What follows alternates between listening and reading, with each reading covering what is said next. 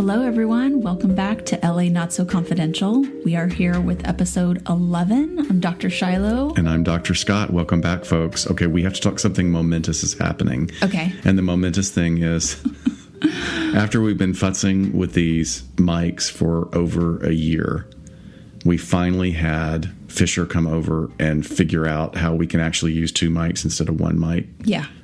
So my back is not going to be tweaked from basically sitting like a troll on your lap. So yeah, we can use or we're in the each same other's mic. breath space.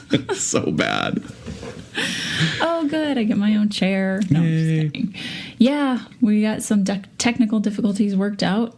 But other than that, how are you, Dr. Scott? I'm okay. My back is tweaked, so I'm on a little bit of a painkiller. So who knows what's going to come out today? A little bit of a painkiller. A little bit of a painkiller. Good. What have you been up to? Let's see. Oh, I was going to tell you. I started cold because you told me that you have to listen to it. Yeah, but I finished back to back. I did Dr. Death. And then the Dropout. And I cannot do Dr. Death. No, you know what? You can after it's after the beginning of the third episode is the worst of the surgery stuff. And really? And then they actually don't talk about the gore anymore. I mean, look, I love horror movies, and even I was like, whoa, this is a bit much. So I could never watch ER. Like really? I hate to see people in pain. I can be around dead people all day. When I was on the job, it was like, give me a dead body over a car accident where someone's in pain and hurt. And I could not, I don't like, oh, God forbid, like one of those plastic surgery reality shows. Oh yeah, those are like, bad. You know, shoving rods and under people's skin. Oh yeah, there's nothing like the video of what is liposuction. It's just brutal. It's the worst. So but I listened to 2 episodes and I was like, I can't. I'll tell you why I liked it, even though you actually do listen to more of the repercussions when it comes to how people are affected by this awful thing, which is terrible. It's just terrible. But what's amazing is the legal proceedings, and actually there are 2 people that come out as heroes. These 2 other surgeons in that area that are like, this guy has got to stop being allowed to be in a surgical room. Yeah, that's terrible. So that was really cool. And then right after it, I listened to The Dropout, which is another fascinating story. So much in our lane about access to issues, both of them actually, Chris Dunch and Elizabeth Holmes, who at 19 dropped out of Stanford University and opened a medical testing company called Theranos. I'm sure most people are familiar with it by now because there's an HBO documentary that just got dropped. Right. The podcast, I highly recommend you listen to the podcast before you watch the movie. But the thing that I came away from both of those with that we don't have time to talk about today, but the idea that anybody believed or fell for these people when they present it as so bizarre. Right. And that's exactly how I feel about Billy McFarland and the whole Fire Festival. Oh, stuff. God, yeah. How do people see him as charming and how he could talk people out of their money? And you're watching the documentary. You're watching him, and people are narrating and talking about what a great salesman he was and a cheerleader, and he got everybody engaged and involved. Motivated. And I'm sitting here with Dan and going, is everybody stupid? These people have money. How are they falling for this? He's got these shifty little eyes. He just shark looks eyes. Like some totally got shark eyes. Dumbass bro that I don't know. I don't know how. But I'm sorry. Going back to the other people you were talking about, just but no, there's certainly a parallel there. But there was something about that was listening to those podcasts that really disturbed me. The incongruency between what you heard people describing Christopher Dunch as, he's so professional, he's so confident, he told me exactly what he's going to do. And yet every audio recording we have of Christopher Dunch, some where he's clearly under the influence of something, but even when he's not, he does not sound intelligent. His words are slurred. He is tangential. You know, that's where he's not following a linear narrative, not even when he's being deposed. Yeah. And then Elizabeth Holmes has adopted this bizarre, ultra deep voice. And look, you know, there are a lot of writers out there talking about women that have to do what we call code switching, moving into a man's world where you have to present with a different veneer, a different affect in order to be taken seriously. And that certainly I can understand if she felt like, oh, I need to be seen as this powerful. Right. I'll adopt some more masculine identity characteristics, and one of them is going to be my voice. But her voice ends up sounding like some demented surfer dude from an SNL sketch. I mean, she literally Californians. The Californians. She literally talks like this over again, and you know, we're going to change the world, and people just don't get it.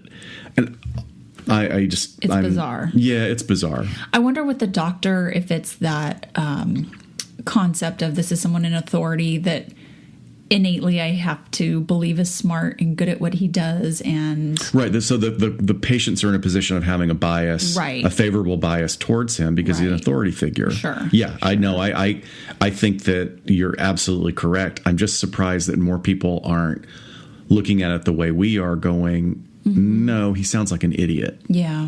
And something else, I mean, before we get into ours, the thing that probably I would love to talk about later is that just that level of access to sociopathic self-assurance. Neither one of these people knew what they were doing. They swore that they did. And they made everybody believe that they did. And they also were unrelenting. Like Elizabeth Holmes describes herself as, you just keep going, you just keep pushing through, you keep pushing through. Well, no, you don't keep pushing through when you've already lied to people about what you're doing with their blood tests. You know, that's not... Sure, that's pushing. Keep the lie going. You're slicing right through human lives, and that was virtually. And then Chris Dunch, you know, he never said no. There was an example in the podcast with one of his fraternity brothers or friends from college. They were having a party. They have an argument. Chris goes home in a huff, and then calls the guy and says, you know, I'm paraphrasing. He says, like, I'm going to beat the shit out of you.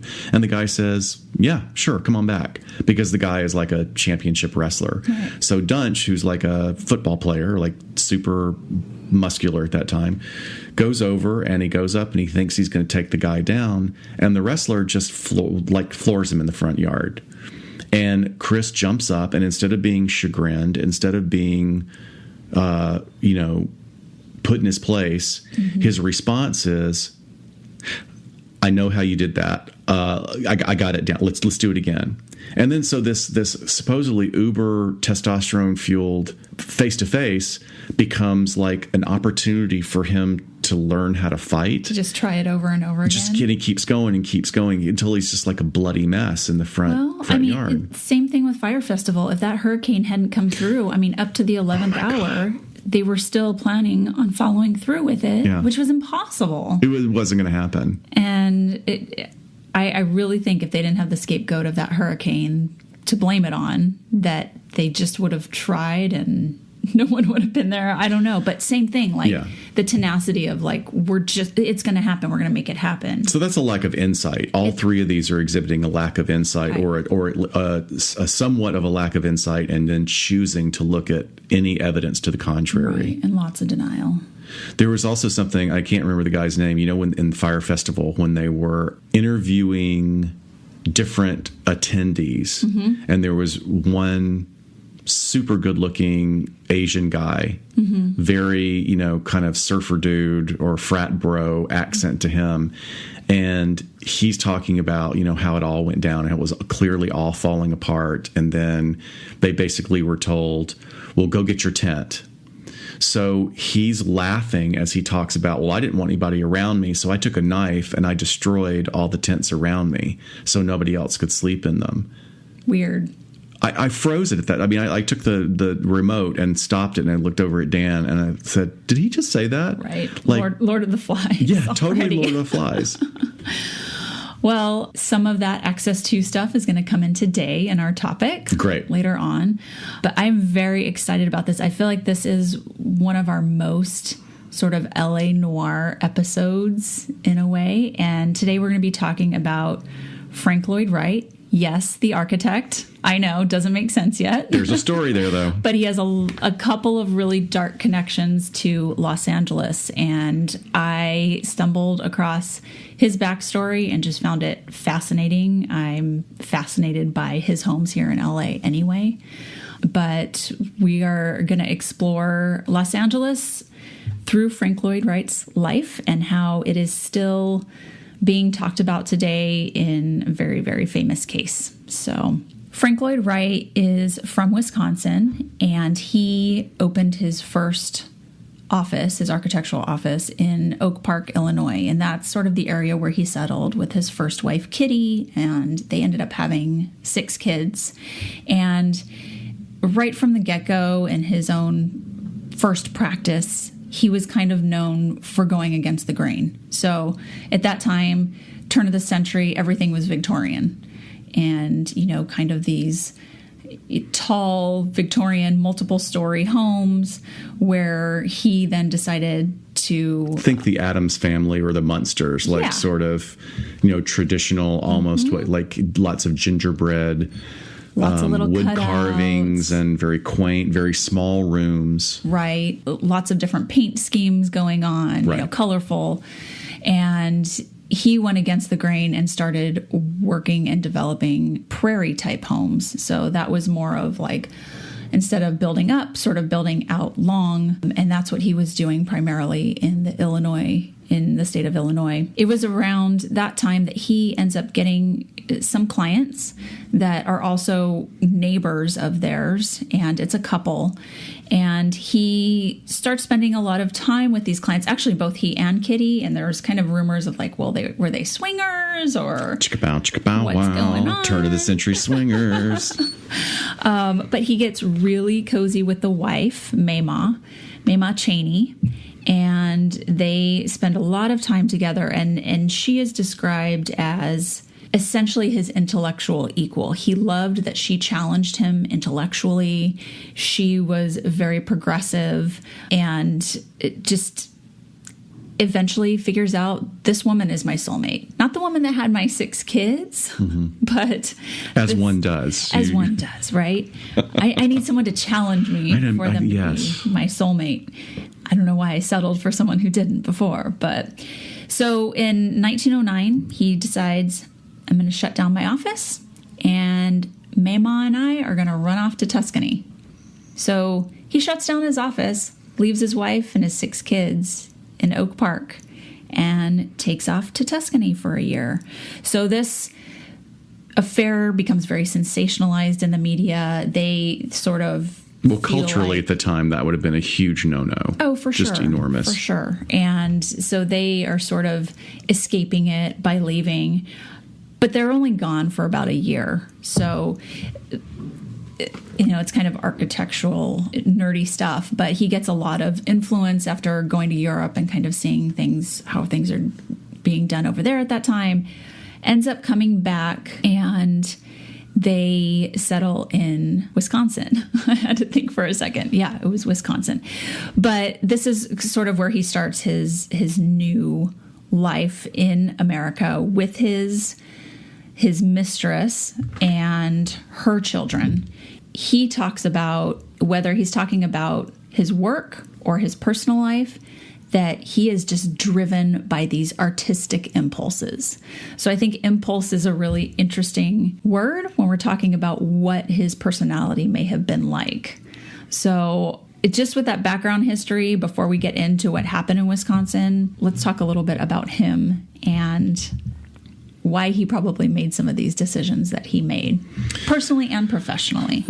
Yeah, I mean, we're once again in that odd position. So this is someone who has been deceased for many years. He is an icon in the U.S. and around the world as an artist and a designer.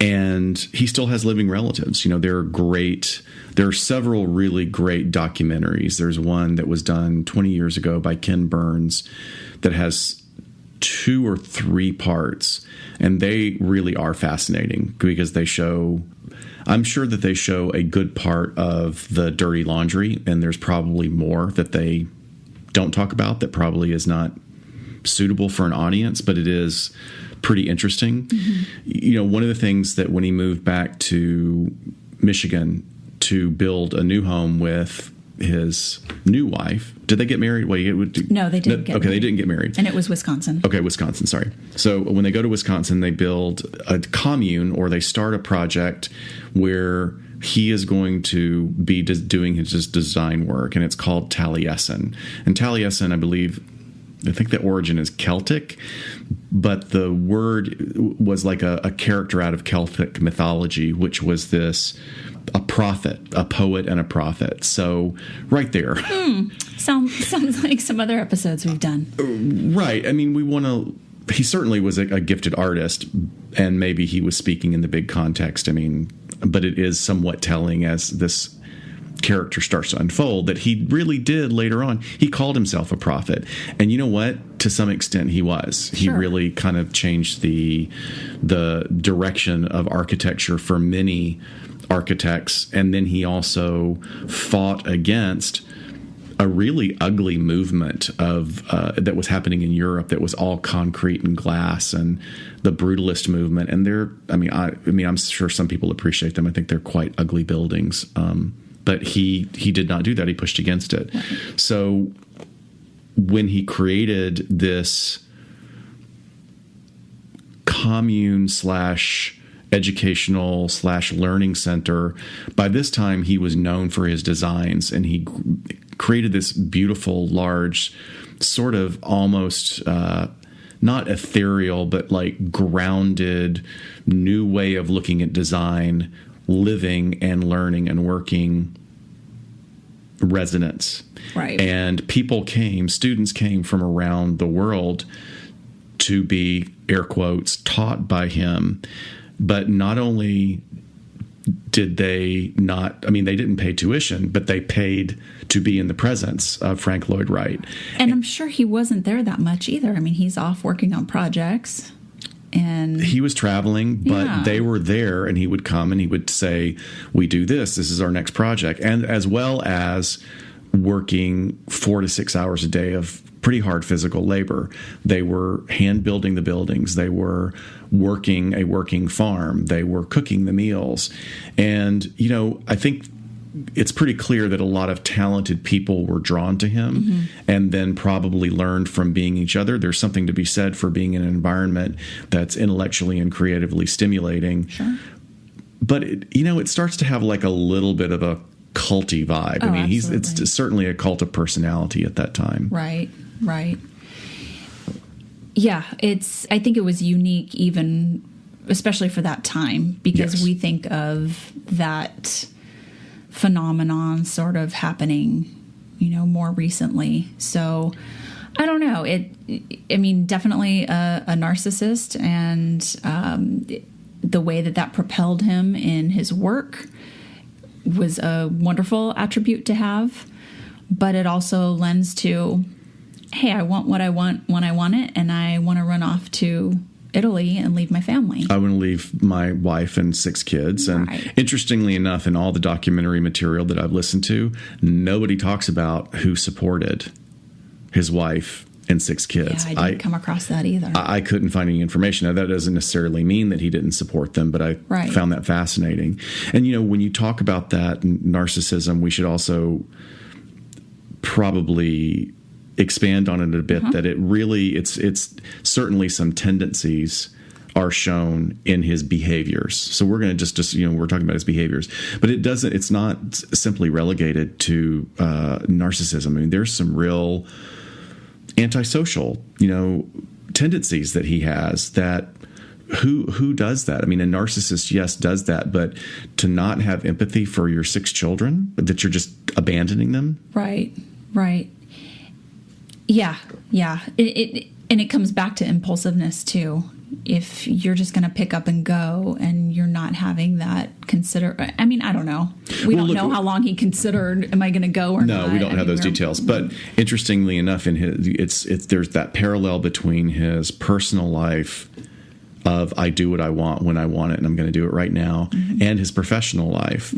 I do what I want, I'm going to do it this way. And it happened to work. Right? Well, sure. Because he was doing something radically different that was exquisitely beautiful. And it's getting reinforced with great feedback. Right. One of the things that he always said that he hated big cities because he hated skyscrapers and this and that and the reasons he hated it, which didn't really pan out to be quite true. He actually liked aspects of big cities. But one of the things that he did in the designs of his homes is he had a very organic view of, well, where's it going to be built? How does it interact with the actual terrain and the land, the geography? How is it going to look in spring versus fall? And you see that in some of his later works. I mean, we have a collection of the Frank Lloyd Wright Lego houses here in our apartment, and Falling Water. I mean, if anybody wants to see it, Google Falling Water House. It's one of the most beautiful things ever. I mean, to imagine living there, which later we'll get to because you can't actually live there. You can't actually live in his homes. His homes weren't really very functional, but they were gorgeous. So he builds this home in 1911 in Wisconsin, and they're living there. So again, it's him and Mema and her 2 children from her previous relationship. She brought her kids. I don't know why he didn't bring his kids. Yeah. But obviously, I mean, he probably had a decent relationship with his son, Lloyd Wright, who was also an architect, and we'll get to him later because he was in Los Angeles and he joined him. But he ends up going to Chicago to work on a job. I forget what it was. Darn it, I didn't write it down. But it was a really large project. And he gets word while he's there that something really terrible has happened at the property. Back at Taliesin. So there was a cook and a handyman that lived on the property, both he and his wife. And his name was Julian Carlton. And I guess there was some indication you got from some of the documentaries that he was sort of infatuated with Mema. I haven't seen that, but that makes sense. And so at some point, she apparently reprimanded him for something, whether it was for crossing a personal boundary or not doing something correctly on the property. I don't know exactly what it was. But he was reprimanded. Sure, yeah. He was reprimanded and fired. Actually, she was. Oh, okay. Yeah, he was fired. Okay. And he really, and these are accounts from his wife, really was upset about this, really obsessed over this, and as his wife said, became insane over it. Now, I don't know what he was like before that, but she says that he just went insane after this incident. So after he helped because he was still working at the property because he helped serve lunch to Mema and her family, as well as some of the other people that lived at the property. And what he did is once they were all in the large dining room, he locked all the doors and windows from the outside except for one window. And he soaked the rug, the carpeting, in gasoline and lit it on fire. So they had nowhere to escape but this one window. And I believe Mema was the first one to find the window, to start to climb out of it. And as people, including Mema and her 2 children, who were 10 and 13, as they each were leaving the window, he was waiting with the hatchet and just would hit them in the back of the neck as they came out and pull them out. And wait for the next one to come out. The next one. So it was a combination of essentially hacking them to death as they were coming out, and he's waiting for the next one. And he killed her and her 2 children, as well as 4 other members of the staff. Wow. So 7 people. I mean, horrific. It's such a horrific crime, and the planning and the violent nature of it. It's so violent, but especially what you said there was planning. There was a lot of planning, I remember doing the FBI training several years ago, and then having to use it for my current job where we got a referral for someone that was planning some violence against a group of people and had strategically scoped out the location where it was going to happen and was doing the same thing, like sort of knew where the bolt hole was going to be and was going to wait outside the bolt hole.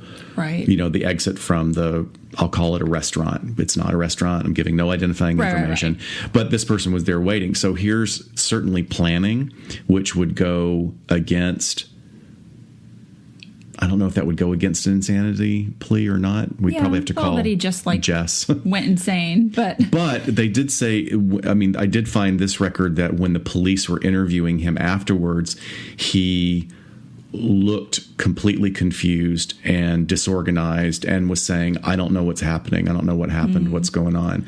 So, I mean, we'll never know. It's over 100 years now. Right. But the idea that was this a mentally ill man who had a dissociative fugue, or was he just angry? I mean, that's a big anger response to getting fired, right? Well, it is. And unless his wife, there's an underlying obsession or... Right. I think it's with the information that we have is probably a culmination of all of that. Because the wife did say a couple of weeks leading up to it that she saw an increase in paranoia. Yeah. So if he has that bubbling under the surface and then is triggered by this scolding from someone he may... have eyes for as well. Who knows? But, there's one thing to lock everyone in and set a fire, but to then leave them a way out so you can hack them to death. Well, and, we've referred to it here a couple of times, the Kevin Cameron model of threat assessment out of Canada. He talks a lot about those outliers, those individuals that have that underlying bubbling animosity, anger, and then when a supposed relationship breaks, that is generally the trigger that sends a person off. So maybe we have a 120-year-old example of this. Yeah, maybe. But I love to hear that essentially the sheriffs, because he fled, he did this, the sheriffs were looking, posses of farmers were formed to go look, because this a vast land we're talking about. Well, and he's also a person of color. That was something that I didn't want. I mean, that doesn't need to be... For the purposes of the crime being committed, that does not need to be a major factor. No. However, in thinking about how they would have pursued him at that time, that would have been a very big racial issue. Well, and it's telling. You look at the newspaper articles from then that I pulled up, and there's some pretty colorful language as far as how they're describing him. That's terrible. But eventually he crawled out of a boiler room, and he was nearly suffocated from the heat, I guess. And he said that he had taken some poison as well, but wouldn't give any reason for the crime. So whether he tried to kill himself afterwards, but that, there's some running and hiding and knowing that you've done something wrong. I think that all could play into, his state of mind.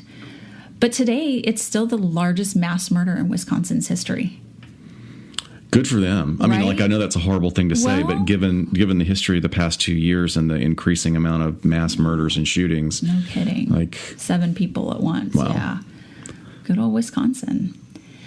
So Mema is buried at a chapel near the home in Wisconsin.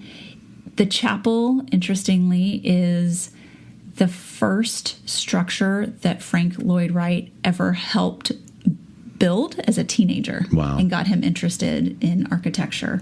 So I thought that was kind of sweet.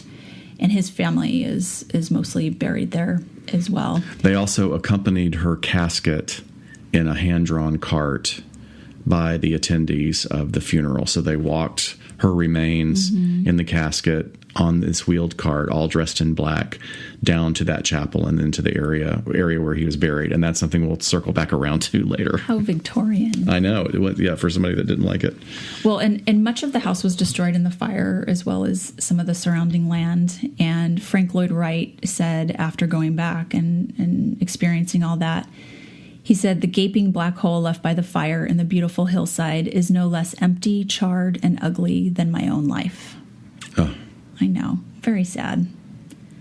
But it also leads into, so that's interesting because here we are just a few seconds ago, we're talking about the traits of this individual that do present very strongly in access to, there's some antisocial qualities to him. There's certainly some very strong narcissistic qualities to him.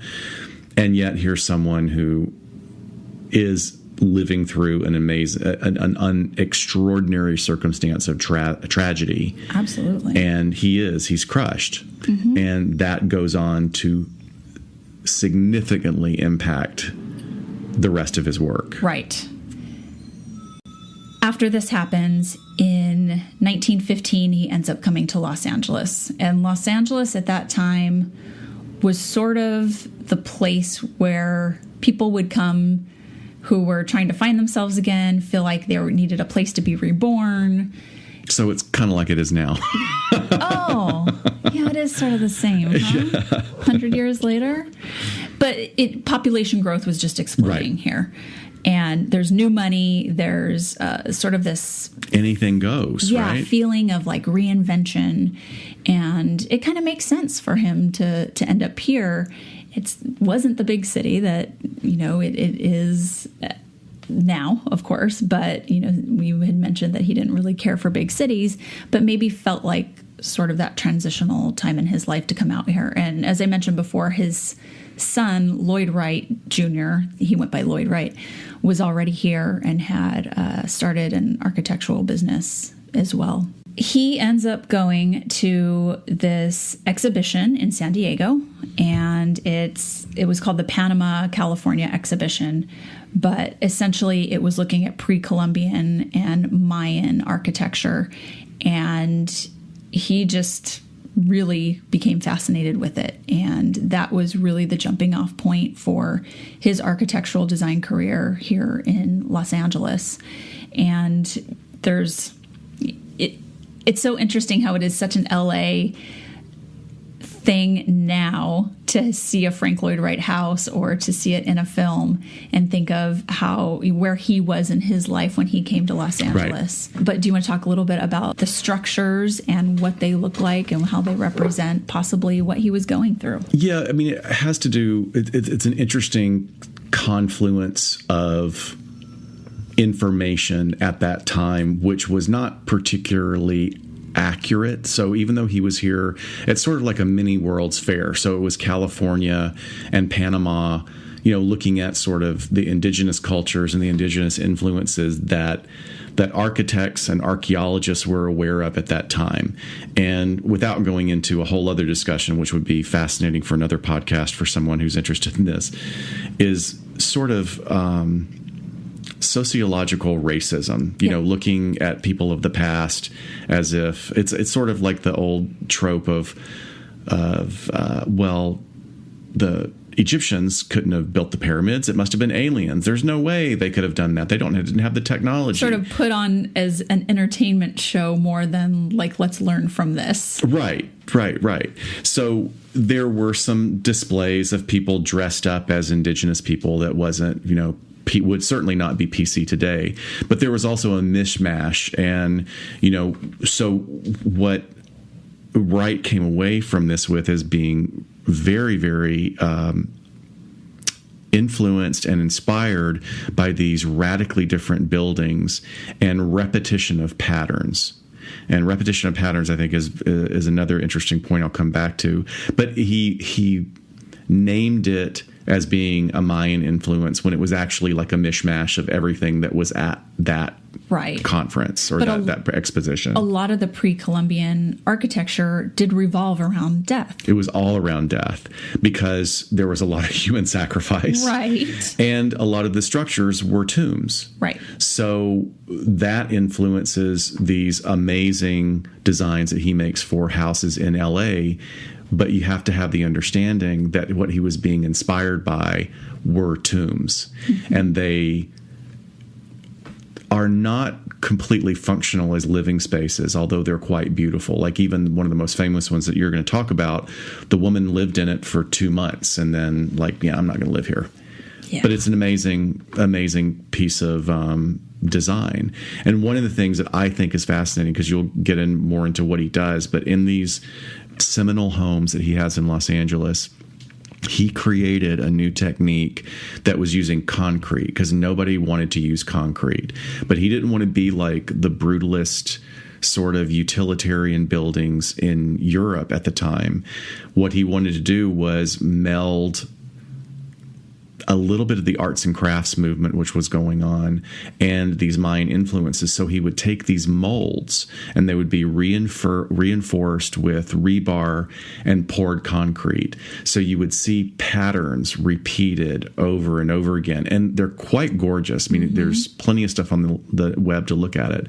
But now that I know what I know about his horrific tragedy, I look at those buildings and I think, he's ruminating. Oh, it's incredibly sad. It's like he's stuck in a grief loop and he's just like this pattern over. I mean, we as the recipients get to see this beautiful thing, but he's living trauma basically. Right. Or it's at least he's expressing trauma. Inspiring his work. Yeah. Which if that's where he's at, the intersection of his life at that time was coming away from this horrendous grief and trauma, seeing this inspiration at this exhibition where it's all about death.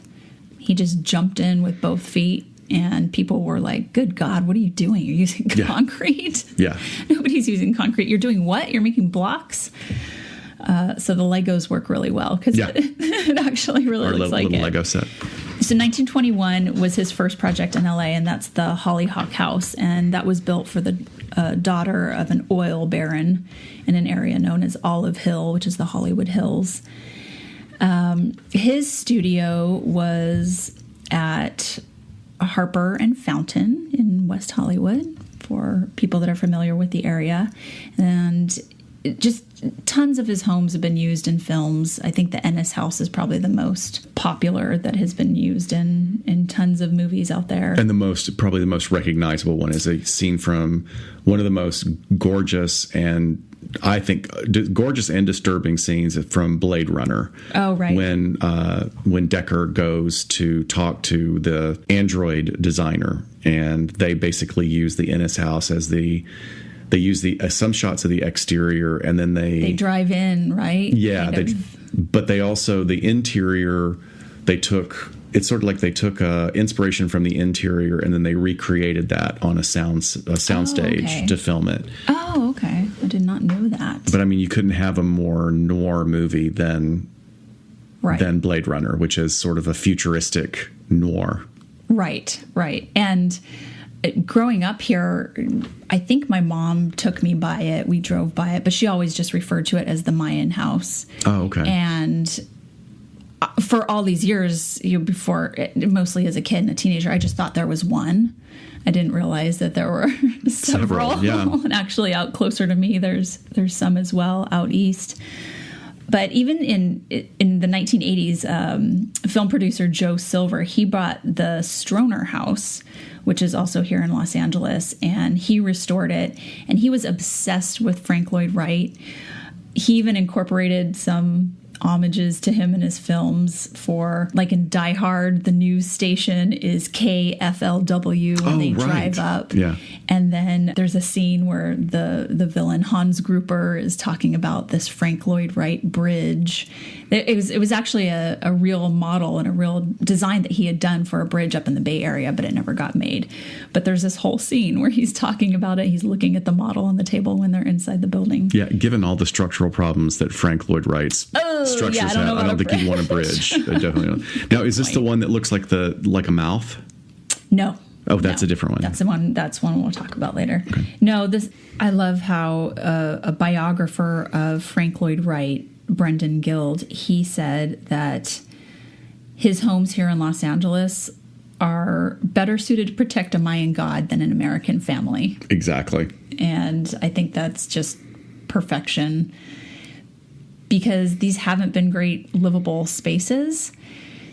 from, again, you talked about some of the documentaries, but you can see how people don't stay in them long, or how, especially now, how they're falling apart and the restoration that has to go in. There's a lot of money that has to be put into restoring them. Yeah, and, there has. We have a connection to the Innes house, so we know that there's a lot of work going into that to make it livable. But even later on in his life, he started a movement. I think someone challenged him to build an affordable home for $5,000. Did you know about this whole part? I didn't. Okay, so this is much later. This is in like the later years when he, after this long dry period where no one was taking him seriously, and he designed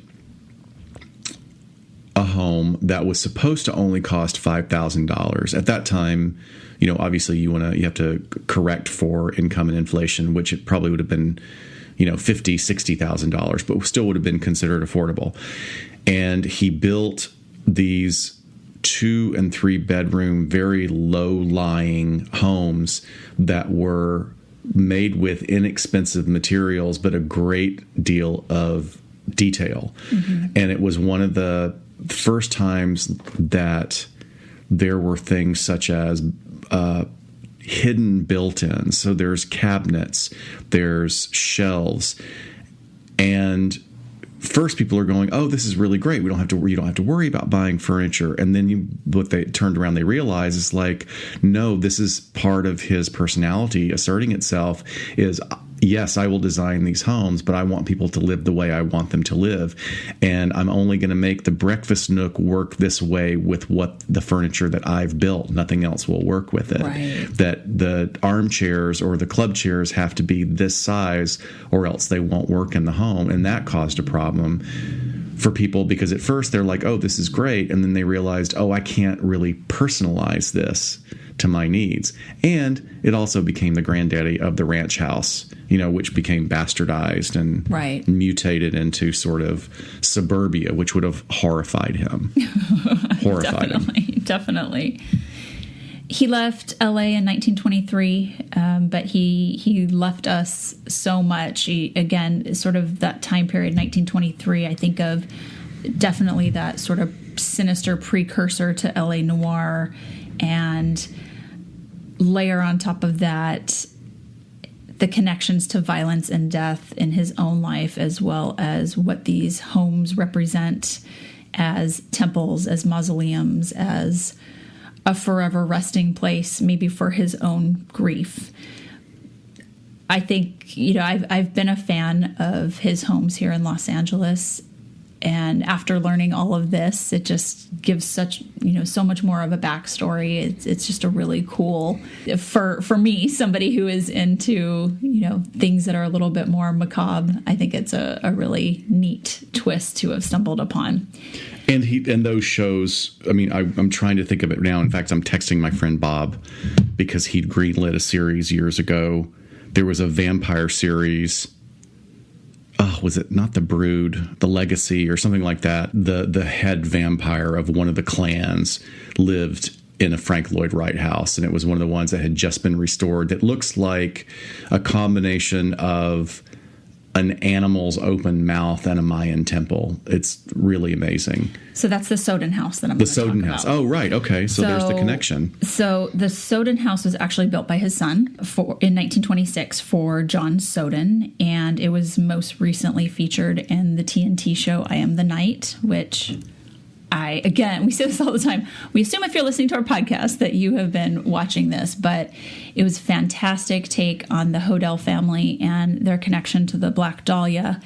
But it actually was the home of Dr. George Hodel. So it was Lloyd Wright, not Frank Lloyd Wright.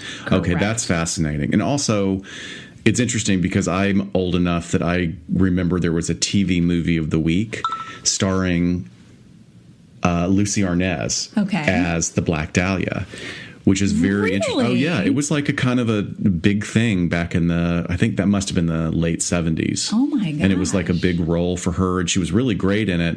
But now watching this series, I Am the Night, you realize, like, oh, this whole situation was way darker than just a poor young woman getting murdered. Like there was darker and a stone's throw from your apartment right now. Yes. Literally the last time I was waiting for you, I drove by the house. So the Soden house, it's also known as the Franklin house. It's on Franklin Avenue. It's been called the Shark House because it does look like that big sort of mouth.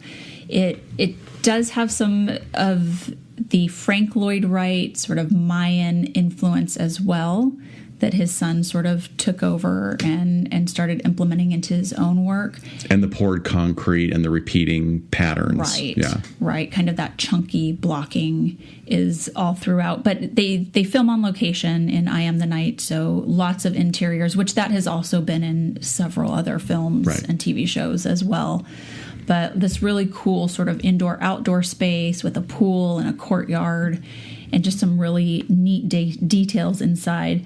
But so if you have not been familiar with this story, and I would encourage you to not just watch I Am the Night, but the companion podcast to it is Root of Evil, and it talks all about the Hodel family, and it's done very well. It's absolutely excellent. It's almost like LA's Jack the Ripper story. Now, 100%, that's what I think. Right, because it's not, although it's not certainly not the numbers that Jack the Ripper killed in London, but the idea that it was such a bizarre murder and a bizarre crime, and it shook police up. Like, it was so bizarre and very vicious. Jarring. It's jarring, right? A jarring scene, and oldest unsolved. For years, for decades, completely unsolved, with all of these conflicting theories and conflicting ideas of who was guilty. Right, right. So Dr. George Hodel lived in the Soden home, and it is believed that he killed the Black Dahlia, and that's where she was murdered. On that location? In the home. Okay. In the home. So he was a doctor that was the expert in treating STDs. He was also known to have performed some illegal abortions at the time, some in his home. If you want to learn more about it, again, either listen to the podcast Root of Evil, or I would really encourage you to read Steve Hodel's series of books. They're called The Black Dahlia Avenger, number 1, 2, and 3. There's 3 volumes. And the connection there is... So Steve Hodel is George Hodel's son, and he lived in the Soden house as well, growing up, and he ended up becoming an LAPD homicide detective, and at some point was turned on to this idea that his father had been one of the suspects in the Black Dahlia case. And he said, I'm going to set out to investigate this to prove it wrong, because there's no way. And he ends up saying, oh my God, it totally is my dad. And I have uncovered way more information than anyone else has to prove that. So his books are just filled with a ton of research, and he does a couple of several of the episodes of Root of Evil as well, talking about this. But if you want a real deep dive, he's got those 3 volumes. So the part for me that was just like blew my mind, and this is sort of what I'll end with this whole sort of dark connection to Los Angeles, is that when Steve Hodel is doing his research and doing his investigation, he realizes that the USC School of Architecture, which is a really prominent architectural school, has, of course, archives on Frank Lloyd Wright and Lloyd Wright. So he's like, okay, I'm going to go take a look at them and see what they have. You know, he's unturning every single stone. So he goes down to the archives and he starts looking through the files, and he finds a couple of receipts. And these receipts are basically for landscaping. And he finds he finds a receipt for 10 bags of 50-pound cement bags. And he finds receipts for, $300+ of landscaping that was done, including bags specifically of Fertilite brand fertilizer. And these receipts are dated January 9th and 10th of 1947. So, do you know what date that the Black Dahlia's body was found? No. January 15th, Wow. 1947. Do you know what was used to drag her two body parts from the car to her resting place and what were left at the scene? I would say it's probably the concrete bag or the fertilizer bags. 2 bags of cement and 2 bags of Jeez. fertilizer. And the bags were left there. Clearly a different time, way before forensic files. Because this is the kind of thing. Clearly, because this would have been solved in half an hour. Exactly. Come on. So to me, I was just like, boom, that's physical evidence. Yes. And it's amazing. You know, after all the theories, like you said, and for it going on for so long. And if I can't imagine, again, if there's anybody listening to us that doesn't know at least the rudimentary basics of the Black Dahlia case, is that this young woman, her remains were found in a field in South LA, completely. Her torso was severed from the lower half of her body. Right. She was cut in like half. surgically, for whatever reason. Right. I mean, completely bizarre. It is. Which would have required someone who had, much like the Jack the Ripper, right, had medical experience, or or butchering, maybe even. Yeah. There's so many more connections, and I'm not going to go through all of them because I just wanted to really connect the Lloyd Wright properties to this. But there's handwriting analysis. There is recordings of him talking about this case. There's tons of things out there that connect him, and there's possible DNA evidence out there right now. So just, and again, also such a very well-respected, rich person who at that time probably had enough money to throw at it to make it go away. Well, he absolutely did. And he had done it. He had sexually abused his own daughter and had gotten her pregnant and forced her to have an abortion and went through an incest trial. He was actually brought up on charges and pretty much paid everybody off and was acquitted and made her look completely crazy. And so he made his daughter look crazy. And I wonder if did she get institutionalized? I wouldn't be surprised, because that was the big answer for any kind of family member you didn't want to deal with, is lock them up. For a very short period of time. Okay. Yes. How tragic. But her story is all throughout Root of Evil as well. And then, he thinks that the cops are maybe starting to close in on him, and he takes off to Asia for the rest of his life. Actually, he comes back to San Francisco, but in his last few years, but lives to a ripe old age of 91 or so. I know. It's disgusting. Isn't that interesting as well? I mean, I don't know if there's a connection there, because you're more well-versed in this particular case than I am, but the idea that he's a doctor, has this level of wealth, lives in this house that is still an architectural marvel and design marvel, and at the time would have been like living in something that's even more notable than it is today, I would think. Yeah. And yet isn't there some sort of indication that he was a frustrated artist himself? Right. So he was obviously highly, highly intelligent, but very much wanted to be an artist. And as a child, it was, trying to put him in music lessons. And then as he got older, at this period of time, really got into the surrealist movement. And it's so fascinating. There's so many more connections from the way that Black Dahlia's body was mutilated to works of art in the surrealist movement at the time, and how she was basically the ultimate surrealist art project.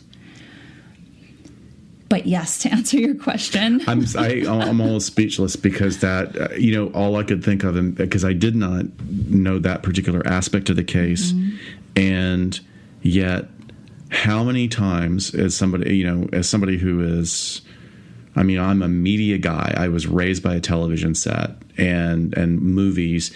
How many times has that been used as a plot in a thriller or a horror movie. Right. That the killer is using death as his artistic expression. Right. And here it is. And here it is, like the sort of the granddaddy exhibit of it, right? Yeah. He was very, with this very eccentric house, he hosted these wild parties with sort of the arts community, and he and the surrealist artist Man Ray were very, very close. Wow. And yeah, there's just, a lot of sort of sexually deviant goings on at the house. Obviously with the molestation of his own daughter, rape of his own daughter, which is pretty clear if you're going to go that, if you have that sort of a parameter of acceptable behavior. I mean, I wouldn't be surprised if I'm sure there were a lot of substances being done. Oh, absolutely. Yeah, I was just going to say a lot of substances being done, as well as drugging people to erase their memory. Wow. Of things going on. So it's fascinating, more fascinating, sometimes I'm like, oh, okay, Black Dahlia, like, yeah, everyone knows that. It's LA. It's been everyone done. talks about it. Yeah. Everyone has their story about it. But when you dive into the George Hodel side of it, it just is mind-blowing. And honestly, I hope that a DA one of these days or a law enforcement agency says, yeah, we're going to pick this up. Look at everything that Steve Hodel has done, and we're going to close this case. So in I Am the Night, is that factually correct about her being the illegitimate daughter, his illegitimate granddaughter? Yes. Okay. Yes, those characters are. Wow. Yeah. Wow, that's so disturbing. That's also a great scene between the adoptive mother and the daughter when she figures it all out. Right. Wow. So that is all. God, everyone's so good in it. Chris Pine is amazing. He's a really good actor. He's really good. I think it's hilarious that he's not only is he a good actor, he's got great comedy timing. I don't know if he's a nice person. I hope he's a nice person, or I'd be so sorely disappointed. But he's so good looking that in order for you to not be distracted by him on screen, they always have him being beaten up. Right. He always has a cut or a bruise on his face. Like a black eye or a cut lip or, even in like Star Trek. Yeah. It's very smart, because otherwise it's like looking at this giant man kitty. I mean, he's just like so pretty. Yeah. So on April 20th, I'm going to be doing a Black Dahlia bus tour in LA. Oh, wait. Yeah, you keep telling me to check my calendar, and I keep not doing it. It's sold out now. Damn it. You know what? How about if I just run alongside the bus? Oh, that's a fantastic Or if idea. I just I'll do a really sad imitation of I'll like dress up. I'm Chris Pine and like run beside the bus. Oh my and they're God, like, yeah, terrifying. sir, you're not Chris Pine. No, maybe you can pay my mom off to take her ticket. No, that would be great for you. I will let you guys know how experience. It is. I plan on obviously documenting it as we go along that day on our social media, but it should be great, especially with just kind of my newfound interest in the story. I'll put out all the information out there, and we'll see how it goes. I think it's going to be fantastic. I just think this whole episode, maybe it's not the typical one that we cover, but it's so interesting looking, like just stepping back and looking at the big picture. There's so much more information, but how these things are connected, that these people that strive to be something. Here is Frank Lloyd Wright, and Lloyd Wright pushing the boundaries of architecture and art and form and function in order to bring about a new way of looking at our residences and our workspaces. And they are the embodiment of free flow of talent, regardless of the fact that they have some personality stuff going on. I don't know about Lloyd Wright, but certainly Frank Lloyd Wright does, his dad. And then here is, if this is accurate, if it does turn out that Hodel is the murderer, that he is the ultimate bastardization of that. Right. The true dark side of it. I mean, they were interested. I mean, circling back around to Frank Lloyd Wright had some stuff that is fascinating. His third paramour that he ends up with at Taliesin West, after they build another version of Taliesin in Arizona, is a Russian woman. God, what was her name? I have it here somewhere. Olga Vana. And when they met, okay, so when you were talking about him meeting Mema, she was his, what did he call her? His intellectual equal. Yes. Okay. Yeah. So he acknowledged her as his intellectual equal. Right. So then when he gets with Olgovana, he sees her as his muse. And interestingly enough, she was involved in a spiritual movement in Russia by a very charismatic, almost cult-like leader named Gurdjieff. It was a spiritual movement at the turn of the century that was very much akin to what we saw in Wild Wild Country. She was very high in that organization. Then she, hooks up with Lloyd Wright, and they begin yet another community at Taliesin West where people are basically working for slave labor. They're cut off for the outside world. They don't read. They didn't even know until days after Pearl Harbor was invaded that something was going on. And these people were there willingly because they were learning about their art. As they always are. As they always are. But it's been called, I don't like this term because I think that I think it's insensitive, but it's been called a modern day plantation. But, there's a lot of movies that they show in these documentaries, and there were no people of color. That was very interesting. I think there may have been one person, it looked like, that is sort of telling about the times, about what was acceptable in that level of society. There's a lot of sort of implied and inherent racism in art at that time.